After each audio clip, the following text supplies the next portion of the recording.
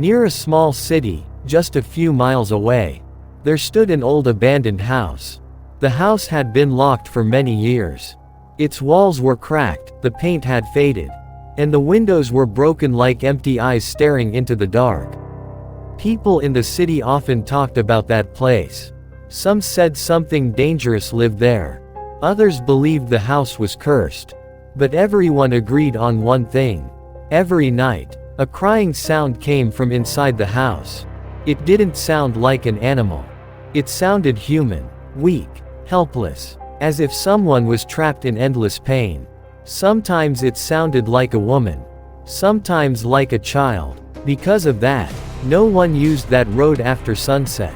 One evening, 5 friends arrived from outside the city. There were 3 girls and 2 boys. The boys were Ion and Zane. The girls were Sarah, Heba, and Noor. They were on a short trip, exploring places, taking photos, and enjoying freedom. While driving near the outskirts, they noticed the old house. Everyone fell silent. The place looked strange, but also oddly attractive. The broken gate, the half-open windows, the silence. Sarah smiled. People are scared of old places for no reason.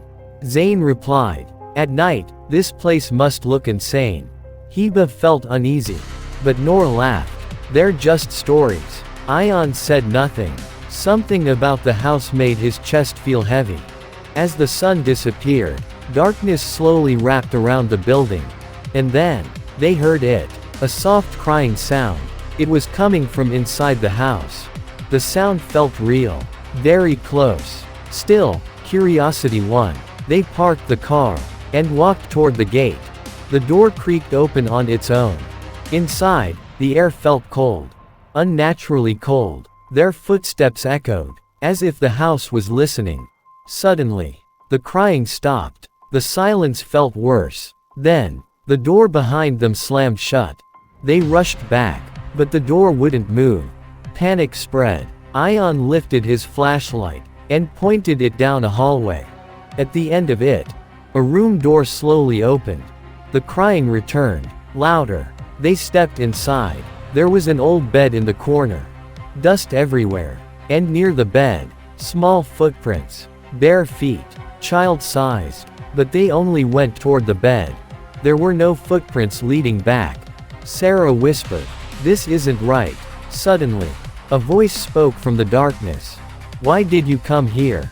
The flashlight flickered. In the corner, someone was sitting. Long wet hair covered its face. It slowly lifted its head. Not a woman, not a child, something else. The lights went out. They ran. The hallway felt longer than before. Doors that were once closed were now open.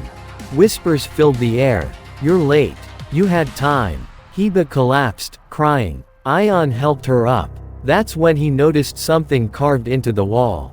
A name. Ion. His heart stopped. "How does this place know my name?" He whispered. The voice returned. "This house shows people the life they ignored." The figure stepped forward. Its eyes were empty. "I was once like you," it said. "I kept saying, tomorrow." Images flooded the room. A man working endlessly. Ignoring family. Ignoring love. Then sickness. Then loneliness. Then regret. "I died here," the voice continued. "Not because of a jinn. But because I wasted my life." The house shook. "You still have time," it said.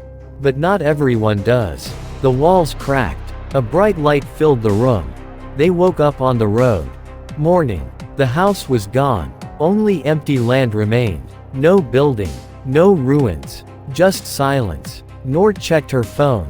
The date was 10 years ahead. They froze. Their hands looked older. Faces aged. They rushed to the city.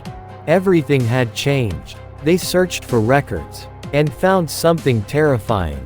5 people had gone missing. 10 years ago. Near an abandoned house. The names matched. They were declared dead. That night changed them. They understood the truth. The crying wasn't from a jinn. It was from regret. The house didn't kill people. It showed them what happens when life is wasted. Some never returned. Some were sent back, older. wiser, broken. Ion never forgot that voice. And every night, when he hears someone say, "I'll do it tomorrow," he remembers the house, and the crying,